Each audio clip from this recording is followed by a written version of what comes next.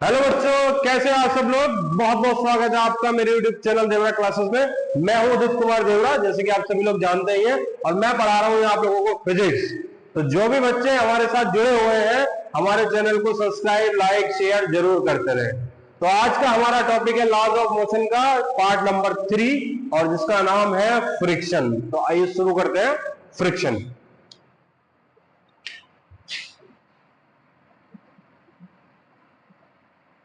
तो बच्चों, फ्रिक्शन जो है एक अपोजिंग फोर्स होता है। सबसे पहले तो मैं जानने की जरूरत है कि फ्रिक्शन जो है एक अपोजिंग फोर्स है। अब अपोजिंग है तो किसी चीज का अपोज कर रहा है। अब अपोज किसका कर रहा है? तो अपोज कर रहा है एक मोशन का। कैसी मोशन का? अगर कोई ऑब्जेक्ट किसी दूसरे ऑब्जेक्ट के ऊपर मूव करना चाहता है, यानी कि एक सरफेस के ऊपर कोई दूसरी सरफेस मूव करना चाहती है, तो उन दोनों सरफेस के बीच में एक फोर्स डेवलप होता है जो कि उस मोशन का अपोज करता है। तो जो सबसे पहली लाइन हमें जाननी है, ये हमें जाननी है कि friction is an opposing force.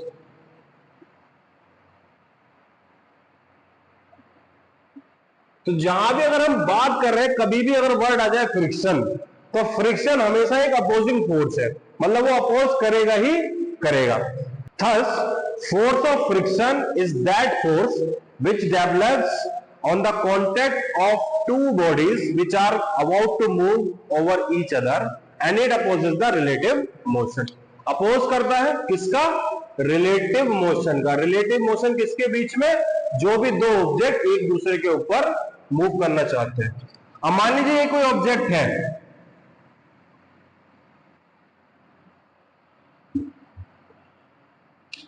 मान लीजिए ये कोई ऑब्जेक्ट है और वो एक सरफेस के ऊपर रखा हुआ है।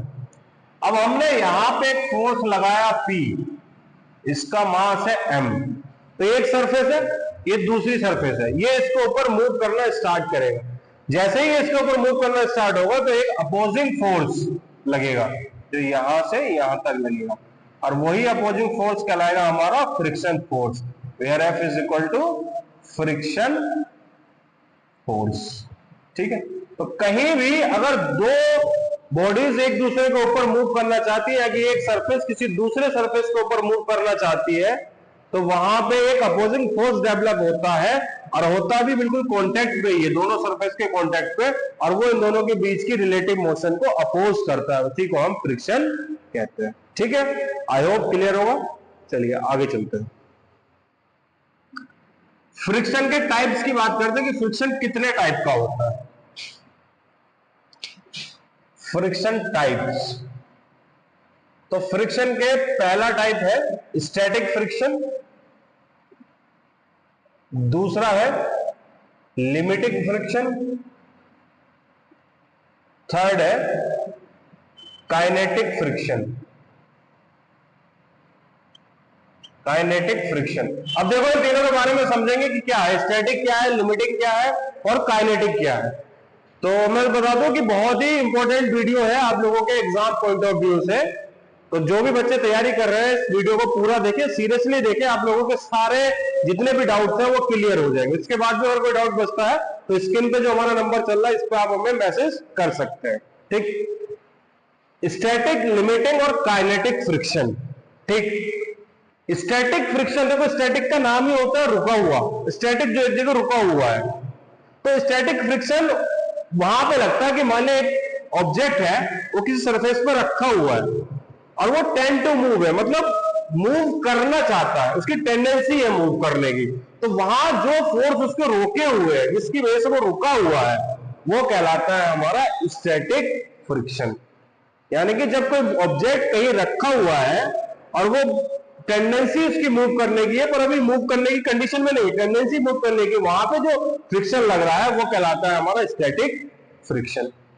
दूसरा होता है लिमिटिंग फ्रिक्शन। लिमिटिंग फ्रिक्शन होता है कि कोई ऑब्जेक्ट जब किसी सरफेस पे रखा हुआ है, वो किसी वर्ज पे है मूव की, बस मोशन होने ही वाली है, मतलब उसमें फोर्स लग चुका है बट मोशन होने ही वाली है, तो वहां जो फोर्स लगेगा जिसको ओवरकम करके वो मूव कर सकता है, वो कहलाएगा हमारा लिमिटिंग फ्रिक्शन। लिमिटिंग का मतलब है कि वो लिमिट है फ्रिक्शन की, वहां उसने लगा रखा, जैसे उससे एक्स्ट्रा फोर्स लगा वो मूव करना स्टार्ट करेगा। यानी कि यहां अगर ऑब्जेक्ट रखा है, अब मैं फोर्स लगाता हूं, तो ऐसे रखा है तो इसको जो फ्रिक्शन लग रहा है स्टैटिक, लेकिन वो जैसे ही फोर्स लगाऊंगा और जैसे मैंने 10 न्यूटन मान लिया फोर्स लगा, 10 न्यूटन पे ही खिसकने वाला, तो 10 से पहले जो इस पे फोर्स लगा हुआ था, जिसकी वजह से रुका हुआ था, वो कहलाएगा लिमिटेड फ्रिक्शन।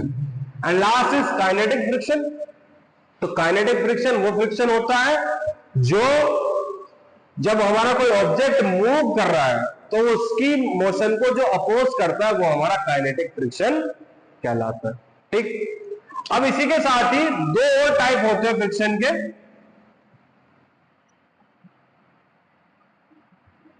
एक होता है हमारा स्लाइडिंग फ्रिक्शन, दूसरा होता है हमारा रोलिंग फ्रिक्शन।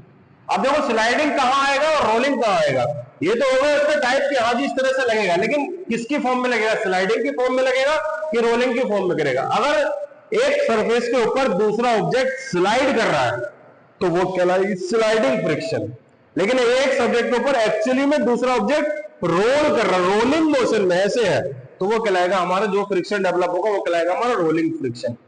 तो कंफ्यूज होने की जरूरत नहीं है, जहां स्लाइडिंग होगा उसमें भी तीनों चीज होंगी, स्टैटिक होगा, लिमिटिंग होगा, काइनेटिक होगा। जहां रोलिंग होगा उसमें भी तीनों चीज होंगी, स्टैटिक होगा, लिमिटिंग होगा, काइनेटिक होगा। टाइप ये तीन ही है, ये इसके दो वेरिएशन है फ्रिक्शन के, एक स्लाइडिंग और एक रोलिंग। आई होप समझ में आ गया होगा। जब कोई ऑब्जेक्ट किसी दूसरे ऑब्जेक्ट के ऊपर स्लाइड करेगा तो वहां पर आएगा स्लाइडिंग फ्रिक्शन, जब कोई एक ऑब्जेक्ट किसी दूसरे ऑब्जेक्ट के ऊपर रोल करेगा तो वहां पर आएगा रोलिंग फ्रिक्शन। ठीक, ओके, चलिए आगे चलते हैं।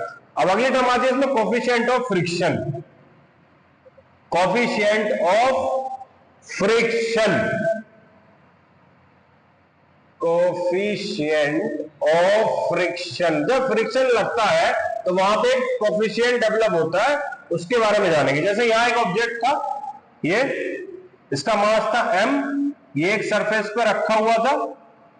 अब मान लिया यहां पे एक फोर्स लगाया गया और यहां एक फ्रिक्शन डेवलप हुआ। जो फ्रिक्शन फोर्स डेवलप हुआ उसको लिखा हमने स्मॉल f, जो फोर्स लगा उसको लिखा हमने p। ठीक, अब ये रखा हुआ है कि जब भी कोई ऑब्जेक्ट कहीं पर रखा हुआ होता है तो वहां पे एक रिएक्शन डेवलप होती है, उसका नाम दिया r। तो जो फ्रिक्शन फोर्स होता है ये इस रिएक्शन के डायरेक्टली प्रोपोर्शनल होता है, F is directly proportional to R। और जब इसकी प्रोपोर्शनलिटी हटाते हैं तो वहां पे आ जाता है mu, F is equal to mu R। और यही जो म्यू है यही कहलाता है हमारा coefficient of friction, coefficient of friction. अब ये जो म्यू है ये डिपेंड करता है हमारे सरफेस पे। कोफिशिएंट ऑफ फ्रिक्शन दो चीजों पे डिपेंड करेगा, एक तो रफनेस ऑफ द सरफेस और दूसरा मटेरियल ऑफ द सरफेस। अगर हमारा सरफेस ज्यादा रफ होगी तो म्यू की वैल्यू उतनी ही ज्यादा होती जाएगी, और जितनी म्यू की वैल्यू ज्यादा होती जाएगी फ्रिक्शन फोर्स उतना ही बढ़ता जाएगा। दूसरा होगा मटेरियल, इस सरफेस का मटेरियल क्या है, अगर वो पॉलिश्ड है, लुब्रिकेशन है, तो म्यू की वैल्यू कम होगी, अगर नहीं है तो म्यू की वैल्यू ज्यादा होगी। तो दो चीजों पे डिपेंड करता है। ठीक, म्यू डिपेंड्स फर्स्ट रफनेस और दूसरा material, material of the surface. एक तो रफनेस पे कि उसकी रफनेस कितनी है और उसका मटेरियल क्या है, इस पे डिपेंड करता है म्यू। ठीक है, क्लियर है। बहुत सिंपल तरीके समझा रहा हूं, आप जब वो तैयारी कर रहे हैं उन लोगों को समझ में आ रहा होगा कि अब फिजिक्स बहुत अच्छे समझ में आ रहा है। 3 चैप्टर खत्म हो चुके हैं, चौथा ये है, ये भी जल्दी खत्म हो जाएगा। तो यानी कि आप लोगों को बहुत अच्छे से पूरा का पूरा फिजिक्स यहाँ पढ़ने को मिलेगा। अपने दोस्तों के साथ शेयर जरूर करते रहे हमारे वीडियो, और हमारे चैनल को ज्यादा से ज्यादा लोगों के साथ सब्सक्राइब जरूर करें। ठीक, चलिए आगे चलते हैं।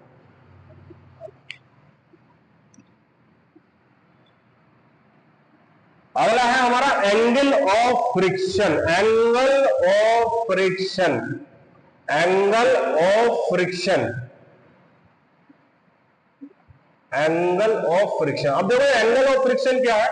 अगर कोई ऑब्जेक्ट हमारा यहां पे है और वो किसी एक सरफेस के ऊपर मूव कर रहा है, ठीक है, ये उसका मास था m, एक फोर्स लगा है उस पर P, जिसकी वजह से यहां पे एक फ्रिक्शन फोर्स डेवलप हो जा रहा है F, और यहां पे रिएक्शन है हमारी R। तो ये F और R का जो रिजल्टेंट फोर्स होगा वो ये होगा कोई, ठीक है, उसको कोई भी नाम दे लो। F और R का एक रिजल्टेंट फोर्स होगा। इस रिजल्टेंट फोर्स और रिएक्शन के बीच का जो एंगल होता है वही हमारा एंगल ऑफ फ्रिक्शन कहलाता है। इस रिजल्टेंट फोर्स और रिएक्शन के बीच का जो एंगल होता है वही हमारा एंगल ऑफ फ्रिक्शन कहलाता है। तो theta is equal to angle of friction, और किस किस के बीच में होता है?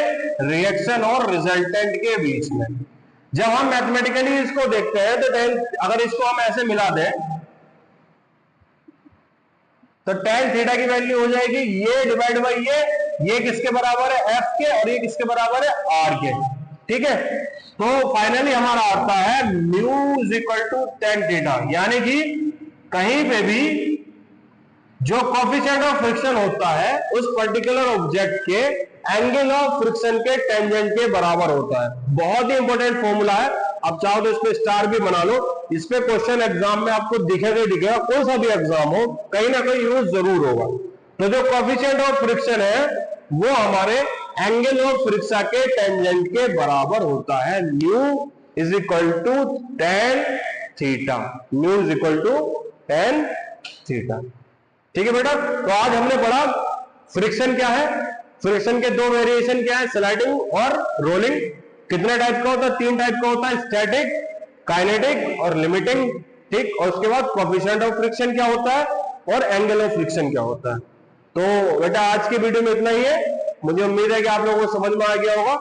ऐसे ही हमारे बहुत सारे वीडियो आते रहेंगे और आप सब लोग उसको देखते रहें, अपनी तैयारी करते रहें, अपने दोस्तों के साथ इसको शेयर जरूर करें, ज्यादा से ज्यादा लोग लाइक करें और अपने दोस्तों को सब्सक्राइब जरूर कराएं। हमारे सब्सक्राइबर बढ़ाइए, आप लोगों से विनती है।